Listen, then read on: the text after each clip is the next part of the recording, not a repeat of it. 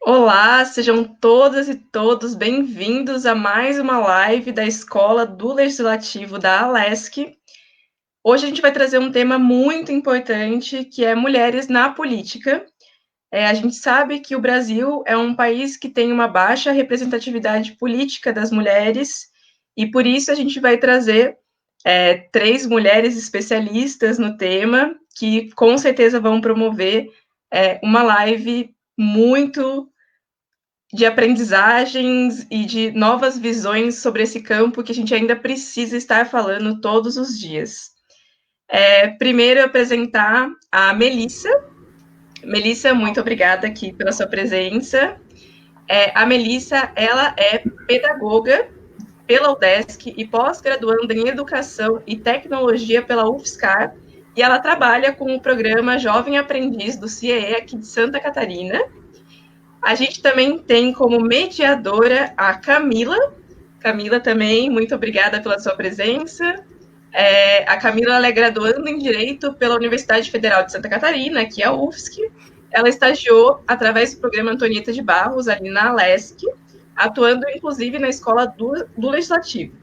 E ela é ativista em movimentos e em projetos sociais negros que promovem a cultura, a igualdade racial e a igualdade de gênero.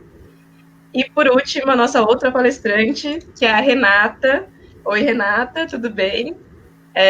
A Renata ela é jornalista, ela é uma parceira de profissão, diretora de comunicação do Instituto Política por de para Mulheres e secretária de comunicação da Prefeitura de Guarapuava e docente. Então, meninas, é uma boa live. Espero que quem está acompanhando possa aprender muito com vocês. E agora já vou repassar ali para a Camila. Então, até mais, gente. Na volta, eu volto para fazer a finalização. Tchau. Beleza. Uma boa tarde para todos que estão assistindo. A Melissa, a Fernanda, a Renata, desculpa, Boa tarde. ter feito esse convite. Agradecer à Escola do Legislativo, na pessoa do Paulo, do Núcleo de Formação Política, que me fez esse convite para estar aqui mediando esse tema tão importante, né, que é falar sobre a mulher na política e a representação que a gente necessita ter nesse espaço que nos é de direito e que por muito tempo nos foi negado.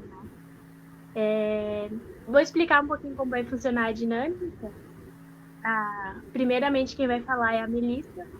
Ela vai falar por aproximadamente uns 15 minutos. Aí ela vai me passar a palavra. Eu vou frisar algumas coisas, fazer alguns apontamentos. E logo em seguida eu vou passar a palavra para a Renata e ela vai ter o mesmo tempo. E ao final, a gente vai abrir para algumas perguntas e algumas provocações que a gente pode estar tendo. Quem quiser fazer essas perguntas, já desde agora no chat, elas vão estar sendo recolhidas aqui e repassadas para mim. Então, quero agradecer a Melissa, vou passar a palavra para ela primeiro, e é isso, gente. Boa tarde. Tá certo. Boa tarde, muito obrigada, Camila, Renata, Ieda, todo o pessoal da Escola do Legislativo, da Assembleia, todo o pessoal do CIE que está aí em peso acompanhando a live. Começo a minha fala, pessoal, pensando que esse tema, mulheres na política, ele faz parte de uma série de projetos, programas e cursos da Assembleia, né? E já pude ter a experiência, a oportunidade de observar algumas reações de alguns públicos quando percebem esse tema numa programação. E é interessante trazer isso aqui para o debate, porque já nos proporciona uma linha de raciocínio onde a gente começa a entender a fala inicial da Ieda sobre a questão da representatividade ainda um pouco tímida, né? A questão que a Cami bem pontuou, da pouca visibilidade, espaços que nos foram negados por tanto tempo, e pensar que, por vezes, esse incômodo com o tema, alguns mais expressivos, outros nem tanto, mas geralmente girava em torno do seguinte, né? Vamos exemplificar. Aconteciam de homens, adultos, adolescentes, jovens, idosos, perguntarem, bom, eu vi aqui que tem esse tema, mulheres na política. Então, acho que quando chegar essa parte, eu vou dar uma volta pela Assembleia, né? Porque aqui não compete. E a gente pode pensar em 2 pontos nesse sentido, né? Tanto, talvez, uma noção de que serão assuntos de mulher, de uma maneira um pouco rasa, né? De uma maneira um pouco... É até difícil exemplificar, é muito relativo. Outros, talvez, por pensar que querem respeitar o espaço, né? É o seu momento, quando, na verdade, esse tema precisa ser debatido com todos os grupos, né? Se a gente almeja, de fato, essa equidade, essa ocupação de espaços dentro de um equilíbrio entre homens e mulheres, há uma necessidade intrínseca, né, de levar realmente essa conversa, nos munirmos de informações, embasamento, conteúdo, para, de fato, entender a conjuntura, acolher as necessidades que ela aponta, né, e aí, sim, colher alguma mudança diante disso, né? Eu acho que seria interessante a gente começar, pessoal, já que teremos depois um momento para provocações, perguntas e afins, mas já vamos introjetando, né, durante a fala, pensar que nós contamos com um Senado, né, e essa estrutura já existe há mais ou menos 60 anos. Vocês teriam um palpite, não sei se o pessoal quer colocar ali no chat, já ir interagindo. Vocês teriam um palpite em qual ano foi inaugurado o primeiro banheiro feminino dentro do espaço do plenário do Senado? Porque lá no Senado conta com um plenário onde acontecem as sessões, certo? Os trabalhos parlamentares. Pensem comigo, né? O Senado já existe há quase 60 anos. Em que ano vocês chutariam, teriam aí um palpite de que foi construído um banheiro feminino neste espaço? Estamos em 2020, né, pessoal? É importante reforçar. Já temos ali alguns palpites. 2005 foi mencionado pela Lohana. Mais algum, pessoal? Dou-lhe uma, dou-lhe duas. 1999, o Guilherme colocou. Beleza, bons chutes. 2004, o Matheus. Bom, já temos ali, 2005, 1997... Então, pasmem, pessoal, a Aninha acertou. Foi feito em 2016, vulgo ontem, né? Isso é um tremendo retrato daquilo que se espera ao conversar sobre mulheres na política. Ainda, pegando esse espaço legislativo, a gente pode pensar no caso das assembleias legislativas. Acompanhem comigo. Nós temos 26 espalhadas pelo país, uma assembleia legislativa por estado. Todas elas contam com um regimento interno, né, que ali é um documento importante, que dá um embasamento, um funcionamento sobre aquela instituição. E nós sabemos que desde 1943, com a CLT, foi conquistado arduamente a licença maternidade, né, para dar todo um respaldo às mulheres, às mães, na hora de dar à luz e ter ali os meses iniciais em contato com a criança. Então, resgatemos. São 26 assembleias legislativas espalhadas pelo país. Quantas delas vocês imaginam que têm licença maternidade para um parlamentar? De 26.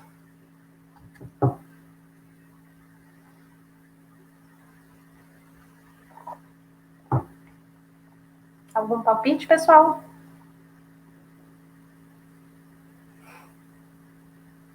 Não? Posso trazer o número, então? A Camille falou 5. Talvez o chat vá carregando mais números. 9, 3. São 14, pessoal. Então, a gente se preocupa com essas situações. No teórico, parecem nuances sutis, mas é bastante preocupante que espaços historicamente marcados por figuras masculinas, né, deixem que situações dessas aconteçam até os dias de hoje, até períodos tão recentes, né? Isso nos convida a pensar na nossa luta, no tamanho do desafio que envolve todos esses cenários. Quando a gente costuma conversar sobre política, numa visão geral, é muito interessante pensarmos na relação dela com o cotidiano. Isso facilita para que a gente tenha essas noções desses espaços, desses exemplos citados aqui e agora. Percebam, lá em 1997, nós tivemos a Lei das Eleições. Essa lei passou por N mudanças de lá para cá, né? E uma alteração recente, que mudou um trecho dessa sua escrita, mudou para deverá preencher por preencherá. Perceberam, pessoal? Parece uma mudança sutil. E deverá preencher por preencherá. Isso levou ao que nós conhecemos desde 2018, a cota de gênero. Significa que há uma garantia de que 30% das candidaturas sejam reservadas a mulheres.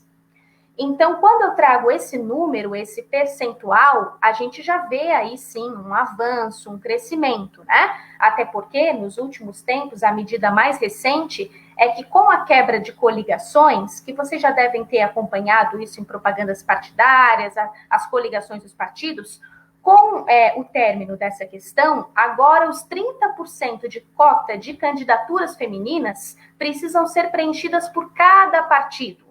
Isso também diz respeito ao fundo eleitoral, ao investimento de campanhas de mulheres. Então, a gente percebe, sim, um avanço, mas quando a gente também pensa em alguns números da nossa realidade, ainda acontece o choque, né? A gente sabe que é muito importante comemorar a conquista de direitos, mas, sobretudo, queremos mantê-los e lutar para que eles se aprimorem, né? Se ampliem. Vamos pensar o seguinte, pessoal, lá no Congresso rolam 513 vagas, né, para os deputados federais. Desses 513, quantas mulheres vocês acham que ocupam essas cadeiras, esses cargos? 513 é o total. Tentem imaginar, desses 513, quanto que são mulheres atuando na Câmara dos Deputados?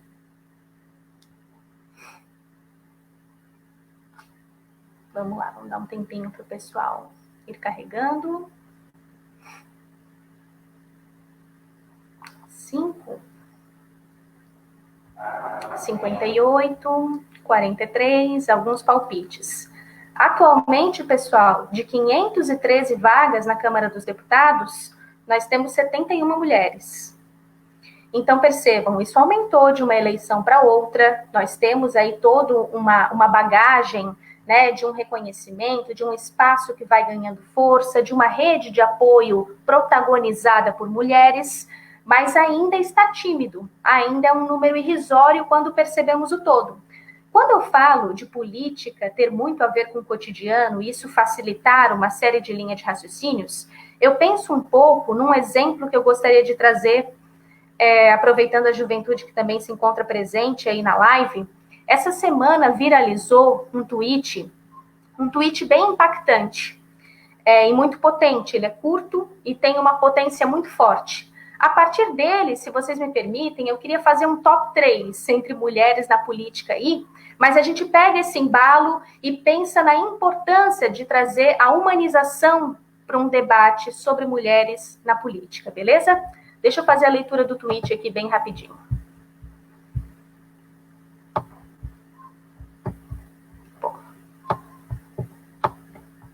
O tweet diz o seguinte, pessoal. Minha mãe me criou com dinheiro de faxina. Um dia vi que ela levava água para o trabalho. E aí perguntei, mãe, a senhora está levando água para o trabalho? E ela disse, eu tô, Marcinha. A dona lá disse que a água mineral dela estava sumindo. Eu nunca superei isso. Água. Minha mãe não podia beber água. E talvez vocês se perguntem, mas qual relação direta tem com o tema, né? Estamos aqui pensando no cenário da política, qual é o impacto? Pessoal, é muito importante que a gente pense nos recortes de consciência de classe, de gênero e de cor na hora de debater questões como essa. A gente entrou ali num tweet muito forte, do meu ponto de vista, e que dialoga com realidades que estão aí, né, fomentando o nosso país. E vocês percebem que ali invoca um nicho do mercado de trabalho das empregadas domésticas, e vocês devem se recordar que em 2015 foi sancionada a PEC das domésticas, né? Em 2015.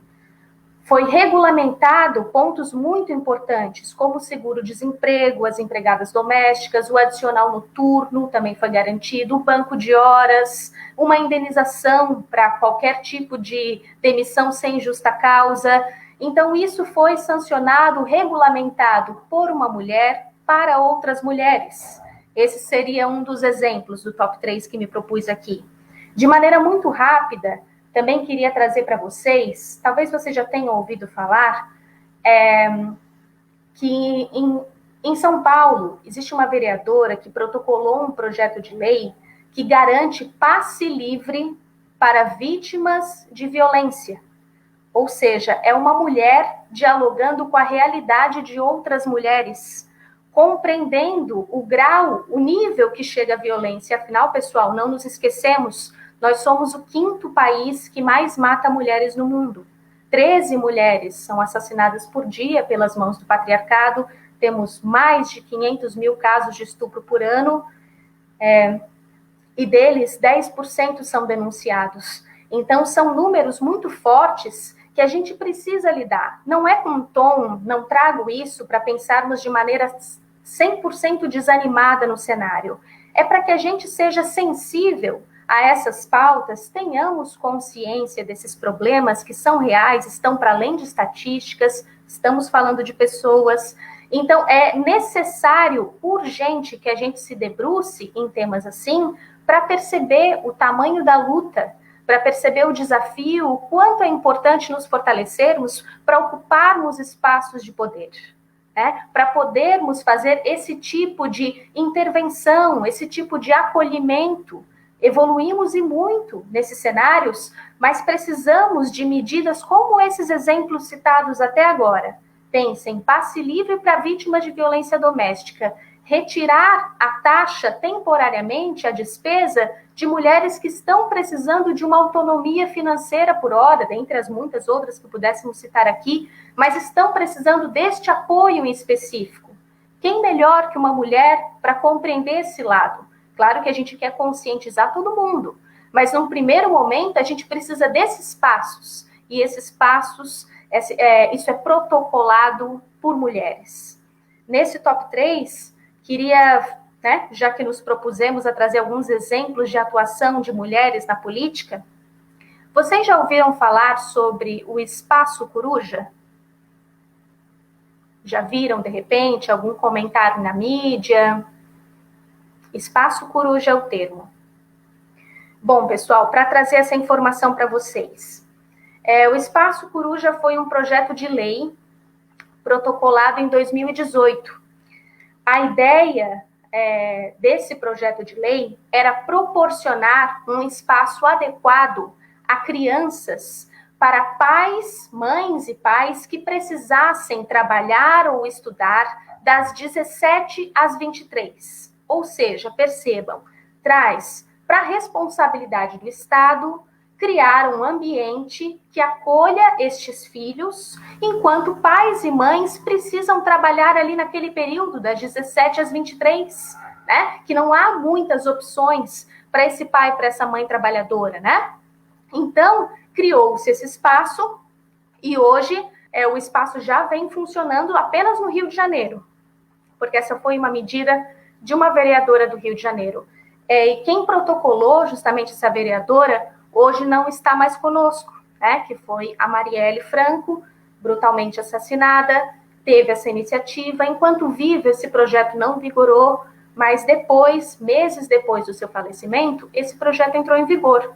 Então, eu trago aqui, pessoal, N exemplos, né? Agora, por hora, foram 3, mas para que a gente consiga entender de uma maneira bem sensível a importância de ocupar esses espaços. Hoje temos porcentagens que ainda são muito baixas, sabemos disso, mas isso não deve ser intimidador. Tem uma frase num documentário As Minas, que é bem legal, tem vários episódios no YouTube, bem bacana se vocês quiserem pesquisar. E a frase também é de uma representante política do Rio de Janeiro. Ela fala que o muro é a manutenção do que está dado. E nós precisamos justamente o quê? Romper com esse muro. Né? Não, pessoal, não há nenhuma perspectiva de vingança, né? Não há nenhuma perspectiva...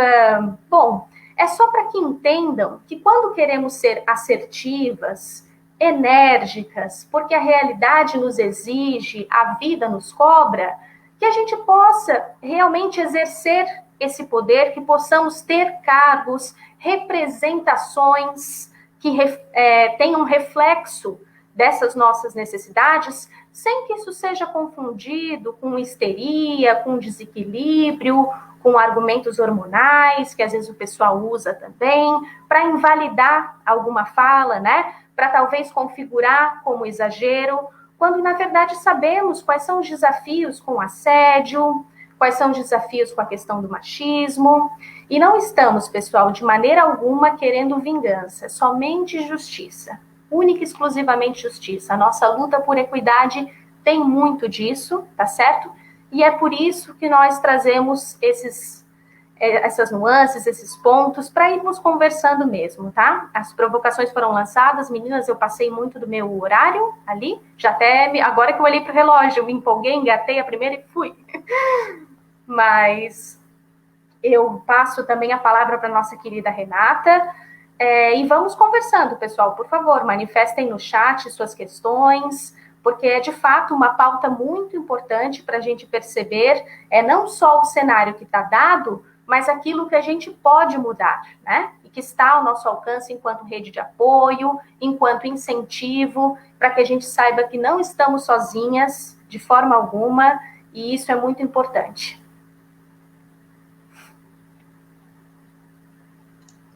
Muito obrigada, Melissa.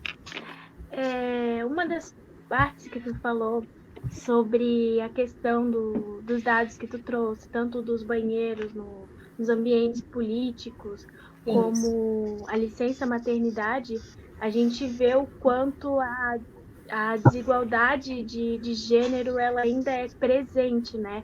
Sendo que foi em 2016 que colocaram um banheiro feminino dentro da Câmara. Né? E outra fala que tu levantou aqui foi a questão das cotas de gênero, que a gente já viu presente já nas últimas eleições aí, e que a partir dessa próxima eleição, desse ano, a gente vai ver que os cargos legislativos eles não vão estar sendo disputados mais a partir da coligação, né? Exato. Porque foi feita a emenda constitucional 97, né, em 2017. Mas a partir disso, é um direito conquistado, mas a partir disso a gente já viu que gerou diversas fraudes eleitorais de muitas mulheres que para o partido e as coligações estarem ocupando, conseguirem atingir a média de 30%, muitas mulheres botaram o nome ali, mas estavam, na verdade, apoiando outros candidatos, e isso foi uma das pautas que mais foi levantada, assim, né? Porque o direito ele está conquistado, mas será que a sociedade ela está pronta e preparou a sociedade, né? Para a gente ver esses reflexos, para a mulher estar nesse ambiente, para a mulher estar ocupando esses espaços? Então, achei super interessante tu levantar essa questão, porque a gente tem que preparar a sociedade, né, para que a mulher ocupe isso. Então, vou passar a palavra para a Renata Calef aqui, e ela vai ter o mesmo tempo, mais ou menos, da Melissa. Obrigada, Camila. Oi, meu prazer estar aqui com vocês hoje. Então, boa tarde para todo mundo que está aí assistindo. Sou jornalista, colega de profissão, como foi falado antes, e eu demorei muito tempo para entender que lugar de mulher também é na política, se ela assim desejar. Dando sequência ali mais ou menos o que a Mel falou, eu vou falar que eu gosto muito de uma frase que a gente não pode ser quando a gente não consegue ver. E para mim isso é o que mais demonstra o que eu entendo, né, pela baixa participação das mulheres na política hoje.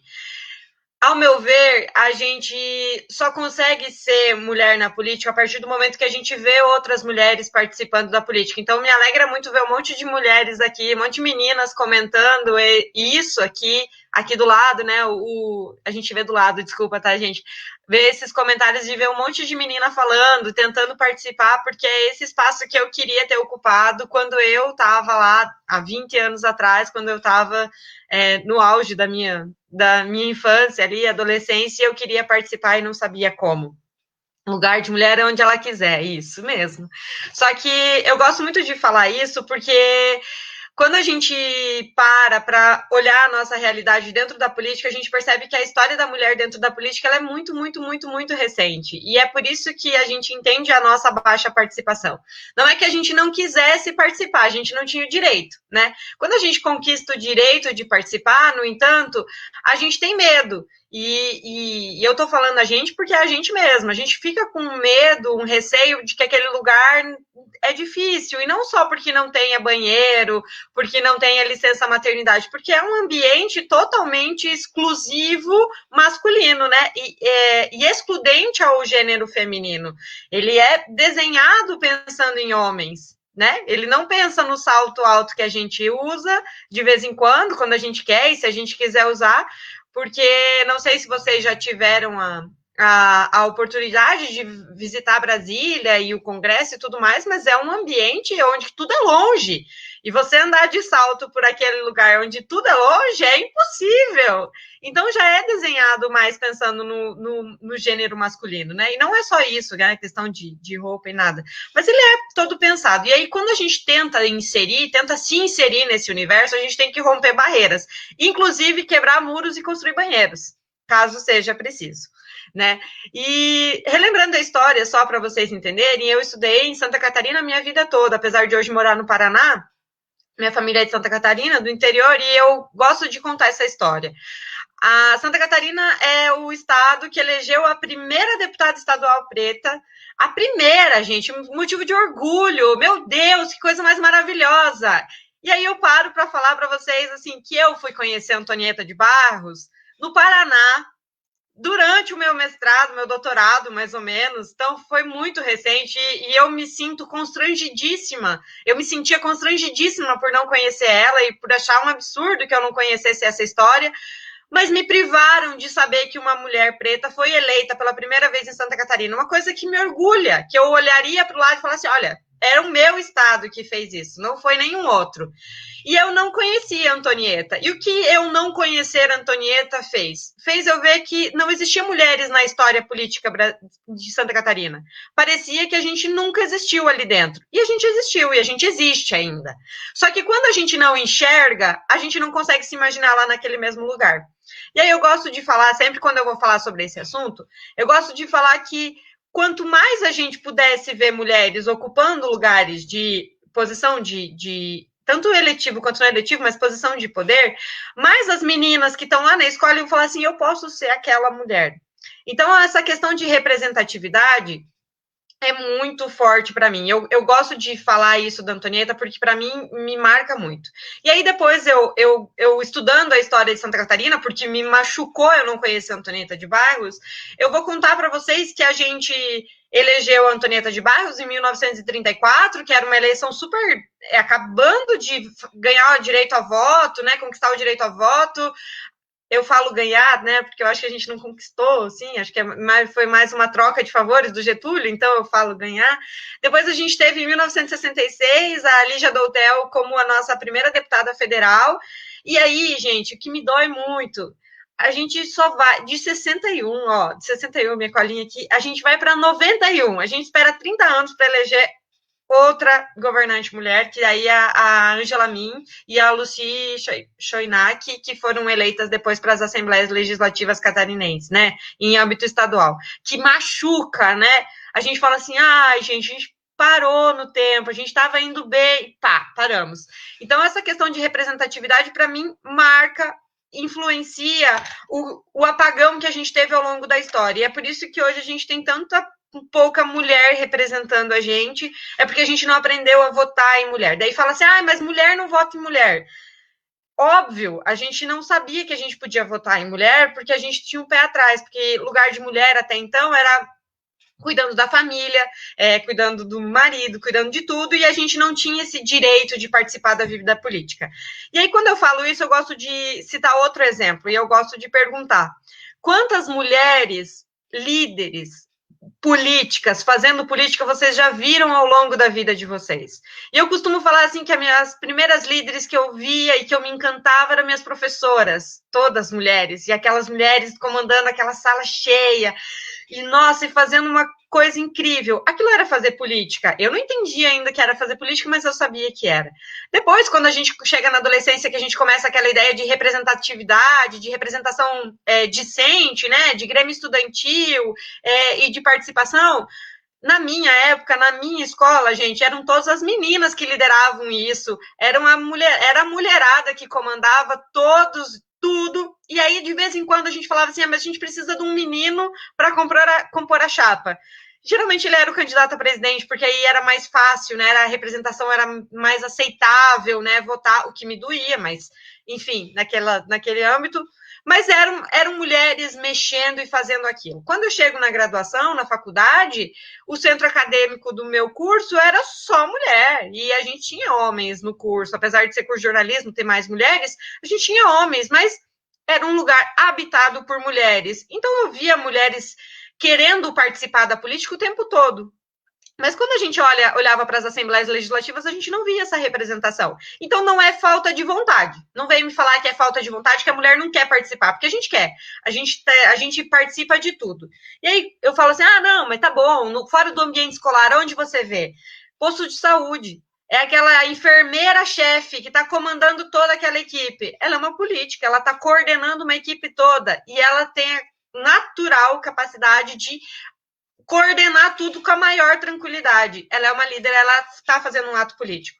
Aí gosto de falar assim, mas ela não gosta do cargo eletivo, ela vai para o cargo de gestão. Nossa, e cargo eletivo não é cargo de gestão, né? Então, como se fossem duas coisas separadas.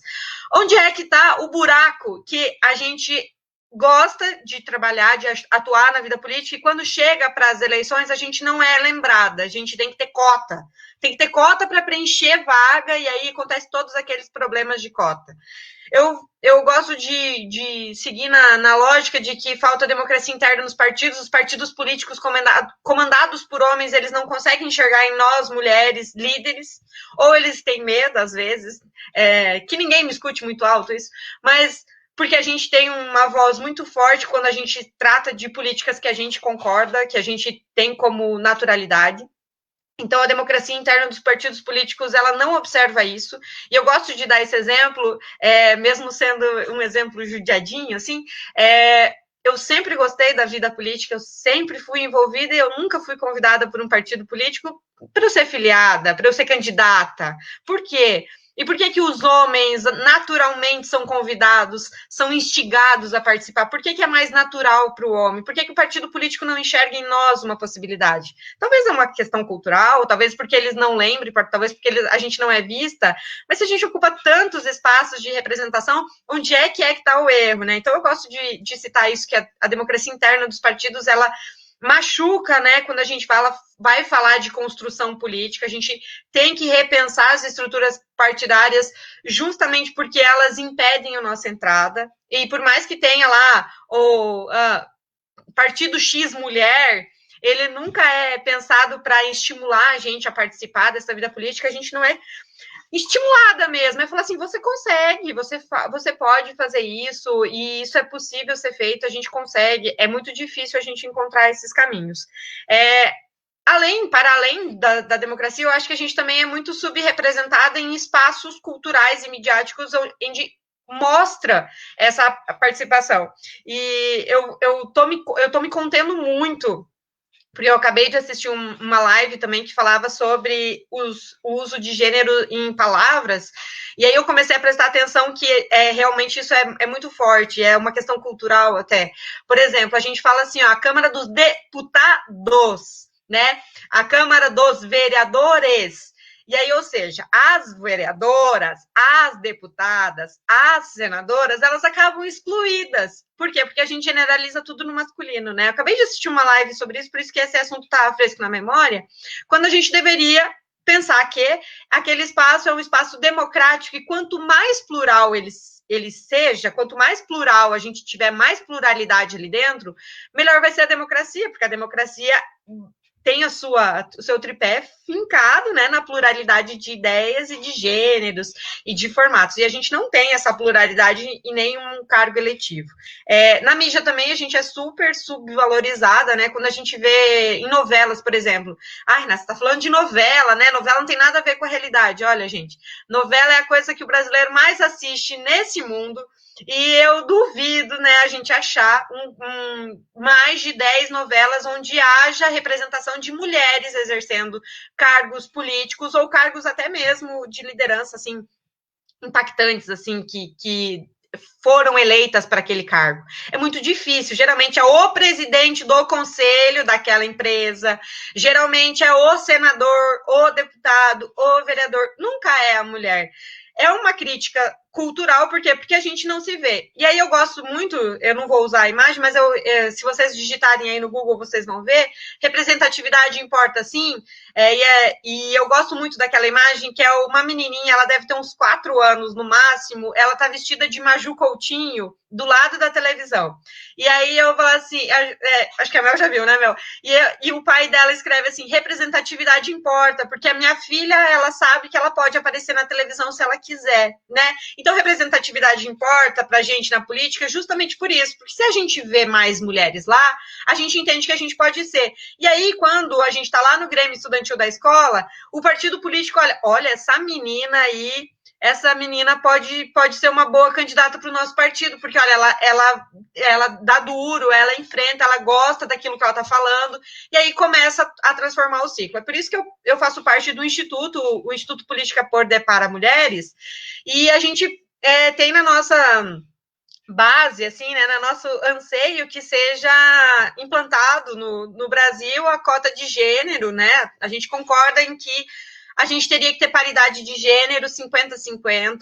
A gente acredita muito que quando a gente colocar 50-50, né, 50% da Assembleia de mulheres, a gente vai ter mais representação e a gente vai conseguir se ver lá dentro. E se ver lá dentro, outras meninas vão se ver lá dentro. Vão falar assim, eu quero também, eu quero chegar lá, eu posso, né, eu consigo. Então, a gente teria mais oportunidade de participar. A gente teria a chance de participar, coisas que são nos impedidas por muitos e muitos motivos que a gente poderia ficar aqui 5 horas falando, incontáveis motivos de que a gente não se vê representada.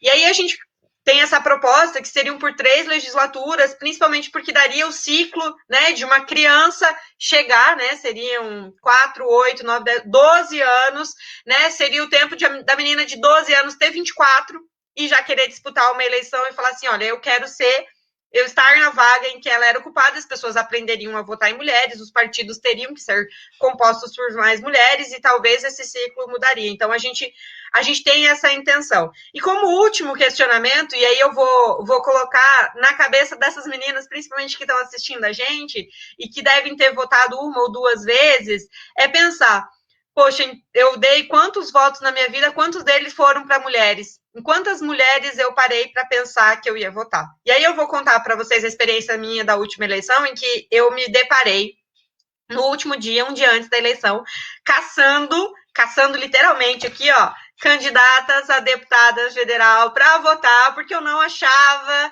quem me representasse, e ali os partidos durante a campanha não apresentaram para mim, elas não chegaram até mim, essas candidatas, e eu me vi numa sinuca assim, tipo, meu Deus, eu preciso votar numa mulher, eu quero votar numa mulher, e eu não acho aqui, e aí eu tava lá na véspera da eleição caçando uma mulher para votar, e é sinal, então, de que a gente tem espaço, né, teria que ter esse espaço, e a gente teria que usar muito bem esse espaço. Só como última consideração que eu não posso deixar de falar, é que eu, apesar de toda a animação que eu estava para as eleições desse ano, por causa do fim das coligações, e que agora a gente vai ter dinheiro, fundo partidário com cota para mulher, vai vir dinheiro, eu confesso que eu estou um pouco com medo, porque a gente vai ter que trabalhar online, e a gente sabe que dentro dos sistemas online, a gente acaba que o dinheiro não é, assim, uma coisa que influencia dentro desse sistema online, é óbvio que influencia, mas não tão fortemente, e aí eu temo por a gente votar nos mesmos candidatos que a gente, e aí eu falo candidatos no gênero masculino mesmo, porque a gente tem a tendência de votar nesse mesmo candidato, porque a gente não vai chegar a nós todas as informações de quem são todas as candidatas e todos os candidatos. Então, eu estou com receio dessas eleições, por conta da pandemia, muito embora eu ainda esteja um pouco animada por conta do fundo eleitoral para as mulheres. Eu acho que é isso, acho que eu também lancei aí um monte de coisas que a gente pode conversar. Acho que eu não passei também muito do tempo, eu espero que não. E aí, qualquer coisa, Camila, estou aqui já, estou com o microfone aberto.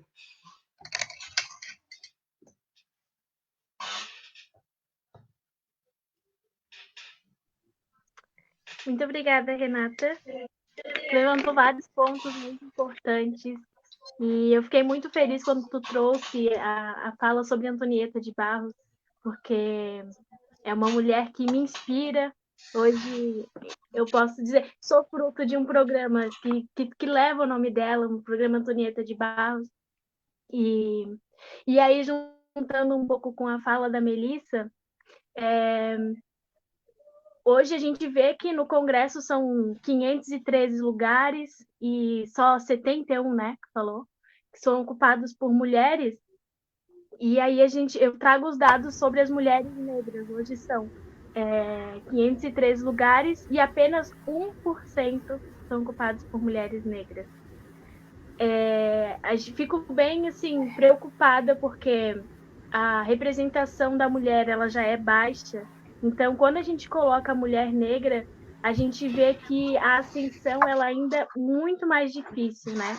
Por conta não só do gênero, mas por conta da raça. O racismo ele está muito presente. A gente vê aí com toda a onda que chegou com Black Lives Matter, que a gente está usando da mídia, e aí vai ao encontro do que a Renata falou, que a gente está tendo que usar da mídia para a gente conseguir conquistar esses espaços, mas até que ponto isso vai chegar e ter uma resposta positiva, né? A gente vê que a mídia a mídia, né, eu falo nas redes sociais mesmo, elas são um ponto de ataque também, que podem ser tanto positivos como negativos. Então, poder trabalhar e aprender a trabalhar, principalmente nesse momento que a gente está vivendo, esse cenário de pandemia, que a gente está tendo que se adaptar com live, com EAD, então a gente está meio que aprendendo e a gente está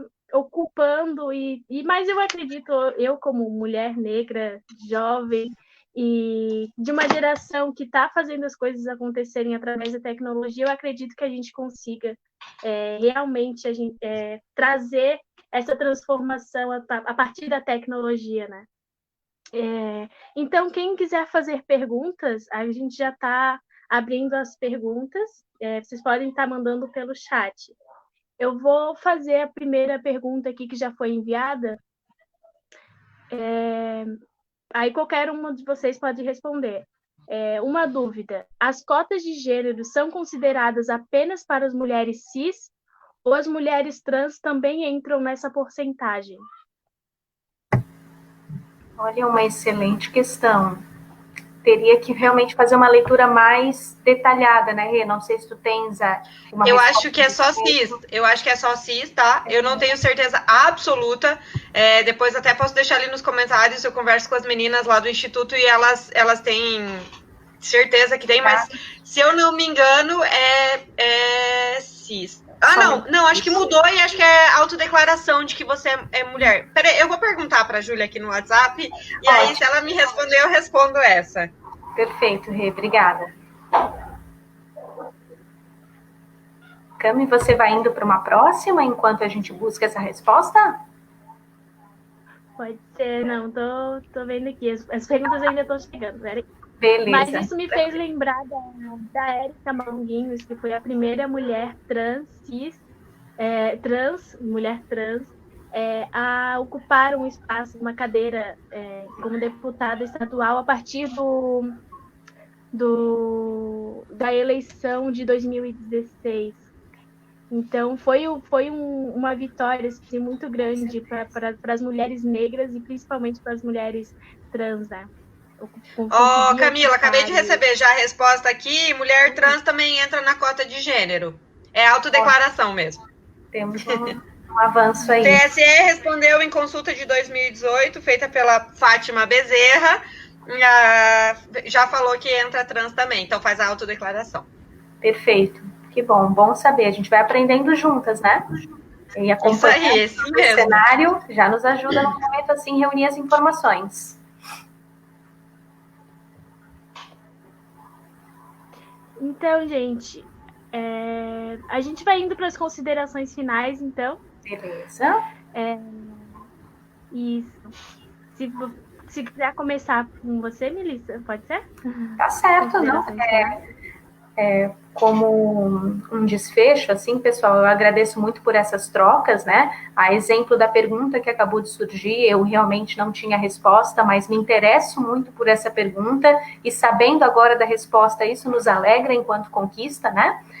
Vez ou outra nós conversamos aqui sobre os desafios e acho sempre importante ao se encaminhar para o final de uma palestra como essa, informar a todos que nos ouviram que trazemos dados que são delicados, que são difíceis, e eles não são trazidos numa perspectiva de desânimo, de um convite à desistência, de mostrar que, olha, já está dado assim, o ideal é a gente voltar para casa. Não se trata disso não, pessoal. É porque queremos também ser sensíveis a esses números que ainda são irrisórios, né, sobre a questão da ocupação das mulheres em cargos de poder, mas precisamos entender quais desafios, né, quais barreiras a gente encontra nesse curso. E para que essas barreiras possam ir sendo derrubadas em alguma medida, né, a gente precisa realmente de uma consciência coletiva. A gente precisa de uma base de educação, dando todas essas orientações que vão na linha da discriminação, do preconceito, da falta de credibilidade, da ausência de visibilidade para mulheres, como a Cami bem colocou o recorte da mulher negra, né? Aqui eu falo na condição de uma mulher privilegiada, branca, né? Reconhecendo todo o meu espaço social, e a gente sabe que as lutas são muitas, né? Mas trazemos sim esses dados, pessoal, tanto a título de informação, quanto para mostrar o quão unidas estamos, né? E que assim vamos permanecer. Os percalços existem, né? Nós não ignoramos justamente porque eles têm uma representatividade, diga-se de passagem, né? Bem significativa. No entanto, nós podemos lidar com eles, né? Fácil não será, mas nós estamos aqui juntas por causas em comum, né? E quando a gente fala sobre assuntos de mulher, como foi a minha fala no início, né, do tema, na verdade nós queremos opinar, palpitar, contribuir, pesquisar com todo e qualquer assunto. Nós queremos ser sujeitas de emancipação em todos os espaços, né? Mas sabemos que existem as pautas das mulheres e quem vai defendê-las, né? Nós. Mas, de qualquer forma, nós queremos realmente essa equidade, esses espaços onde se aproxime desse sonho, né, desse projeto que da ONU, que se chama 50-50, né, trazendo alguns países para essa ideia de daqui a um certo tempo, esses cargos estarem equilibrados, metade por homens, metade por mulheres, né, e certamente haverão reflexos muito simbólicos. Queria até, por essa questão social, encerrar com uma frase da Angela Davis, né? É uma mulher muito potente nessas lutas, nessas pautas, ainda viva e, sobretudo, lutando. Essa frase, eu até falei assim, essa frase, peguei papéis e justamente não achei ela. Mas ela falava justamente sobre a questão da fome, né?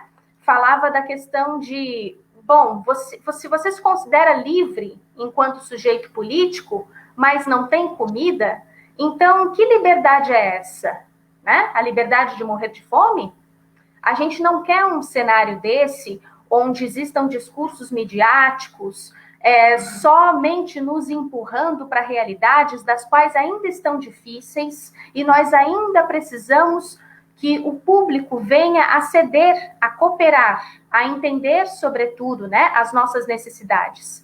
Então, agradeço muito por esse espaço, sobretudo de compreensão, de aprendizado, né, como a própria colega falou no início, e sigamos juntas, né, aprendendo cada vez mais e ocupando cada vez mais espaços também, que são nossos por direito, né?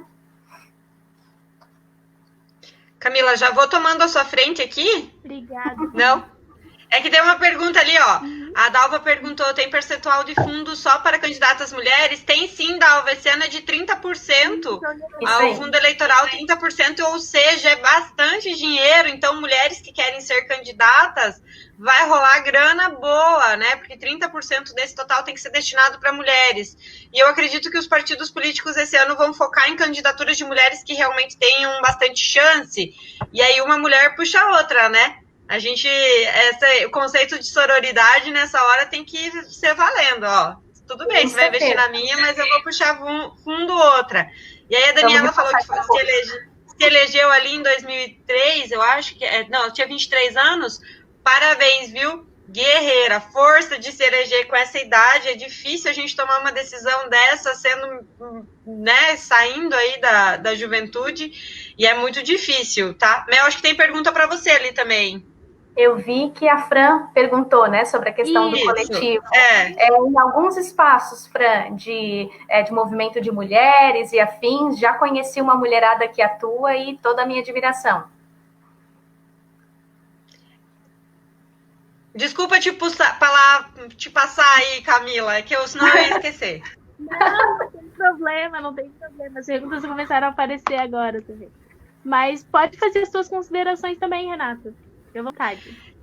Na verdade, eu gosto muito desses espaços abertos, assim, tô gostando um monte da participação do pessoal, e é isso aí, é uma ideia que a gente lança há algum tempo já, mas que parece que nos últimos anos, assim, a gente tem parado para prestar atenção em que as mulheres têm que ocupar esses espaços mesmo, e que a gente não pode mais ser subrepresentada, principalmente na forma que a gente estava sendo representada por pessoas tão diferentes de nós, né? Dalva, vai fundo aí, hein? Ela tá falando que vai concorrer de novo. Super apoio, assim, ó, tô na torcida, inclusive. Vou falar para você, Camila, que para além da representatividade das mulheres, e de todas as subclasses que a gente tem dentro da nossa, né, do nosso próprio gênero, como, por exemplo, as mulheres trans, como, por exemplo, as mulheres indígenas, como, por exemplo, as mulheres pretas, como tudo isso que a gente já sofre de preconceitos, né, a gente tem ainda carrega mais o preconceito de ser mulher, então a gente vai carregando várias coisas e eu vou falar para vocês que o que eu mais queria, né, eu gosto de dar esse exemplo, eu gosto de usar esse exemplo, o que eu mais quero é que daqui, sei lá, 10, 20 anos, eu queria que menos, tá, mas eu já tô sendo mais realista ultimamente, que o tempo tá passando e não tá dando, que essas lives como a de hoje sejam inúteis, que as pessoas falem assim, ai, que idiota aquela Renata e aquela Melissa e aquela Camila, que faziam live para mais participação de mulheres. Olha aqui quantas mulheres nós somos, para que elas faziam aquilo, né? Era para aparecer numa live da Lesc. Eu quero muito que isso que a gente fez hoje aqui seja realmente uma coisa que daqui 10 anos não faça o menor sentido. Eu não quero que daqui 10 anos as minhas sobrinhas estejam aqui fazendo essa live, que eu vou fazer elas serem candidatas, né? Eu não quero que elas estejam aqui fazendo uma live falando assim, então, gente, a gente tem que votar em mulher, que a gente precisa de representação. Cara, eu juro para vocês que eu não quero isso. Eu quero muito que dessa eleição a gente já veja a diferença, que daqui 2 anos, nas legislações, daqui 2 anos a gente veja mais mulheres ainda, que daqui 4 anos a situação mude muito, porque a cada 2 anos a gente muda nossos representantes.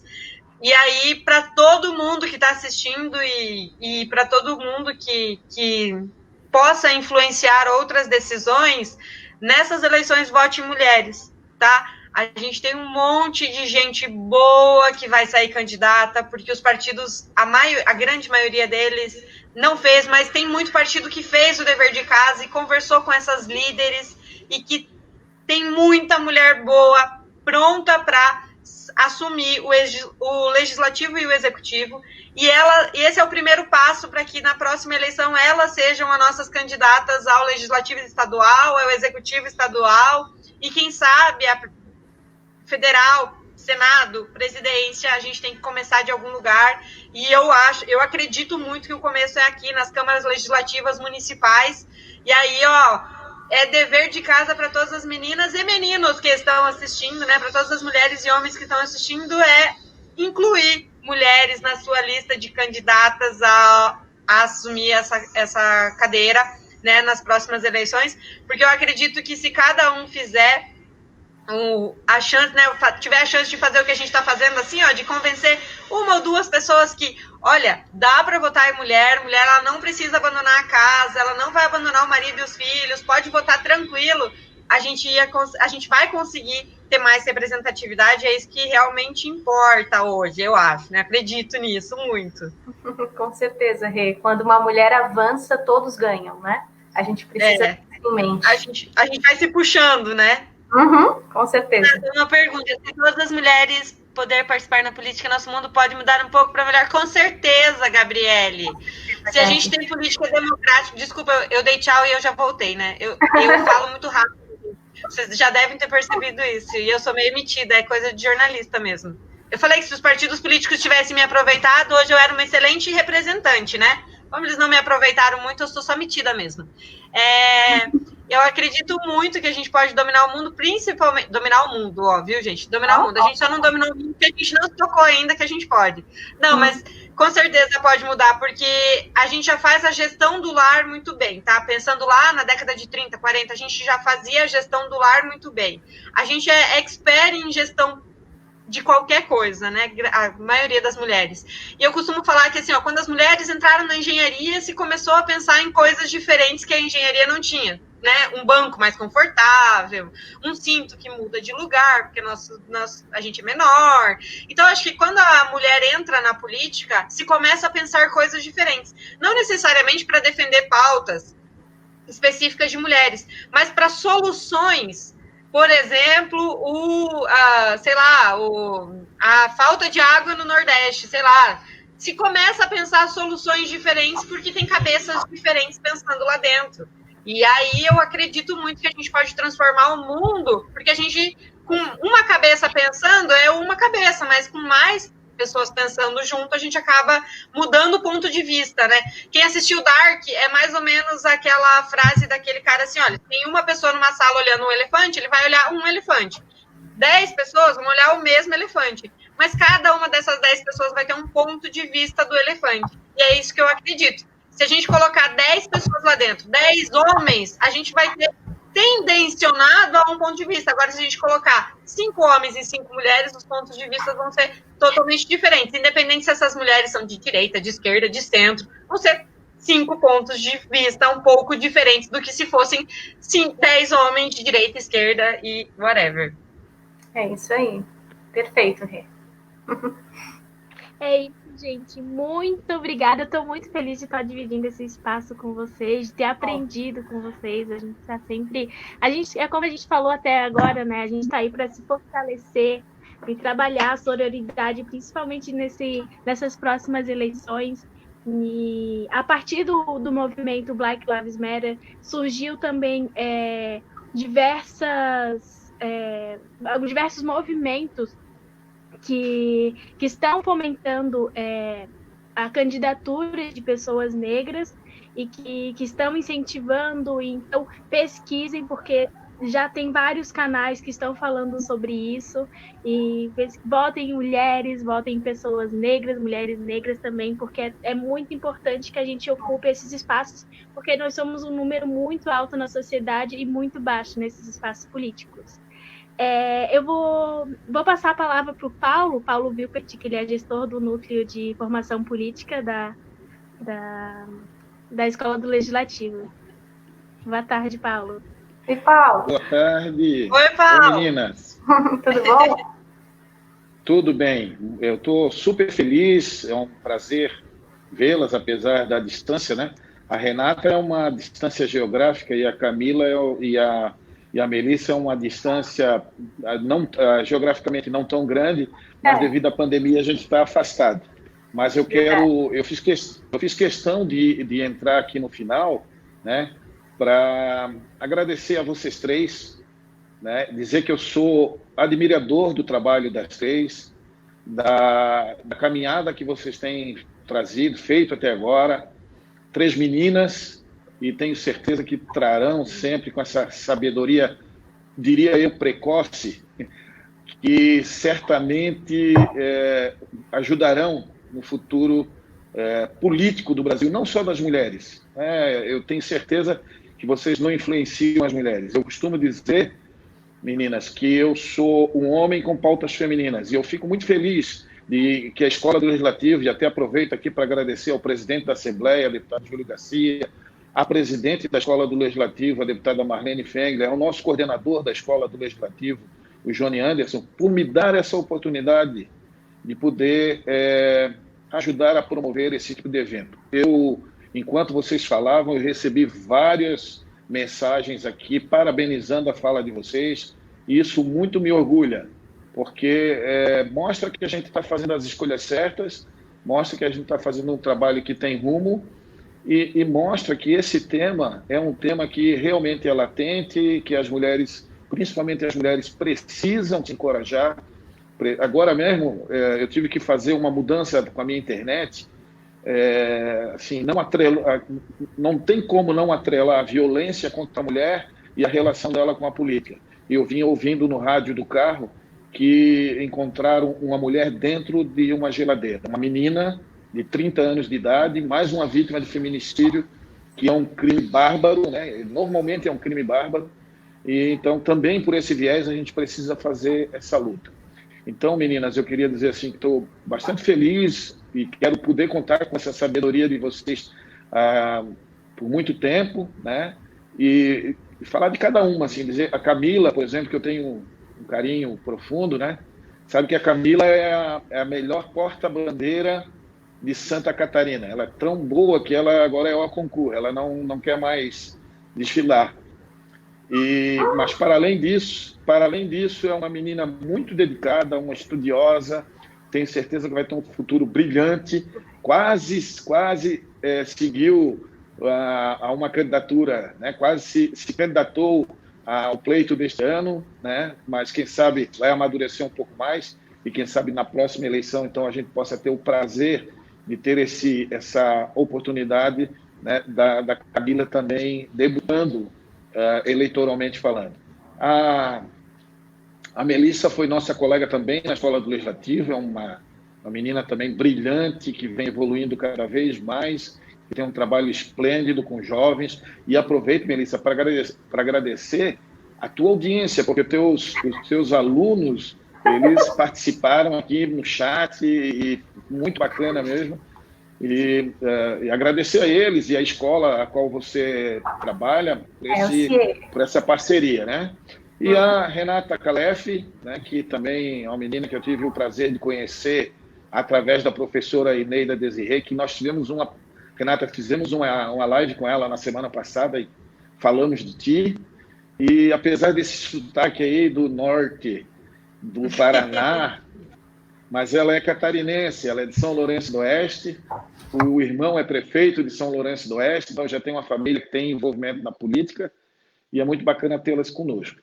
Agradecer ao Jussier e à Ieda, que estão lá na retaguarda, né? A Ieda fez a abertura brilhantemente, quero agradecer ao apoio que o Núcleo de Comunicação sempre tem dado ao trabalho do Núcleo de Formação Política, e a todas e todos que nos acompanharam até agora. Uma boa tarde a todas, um bom final de semana, e vamos à luta.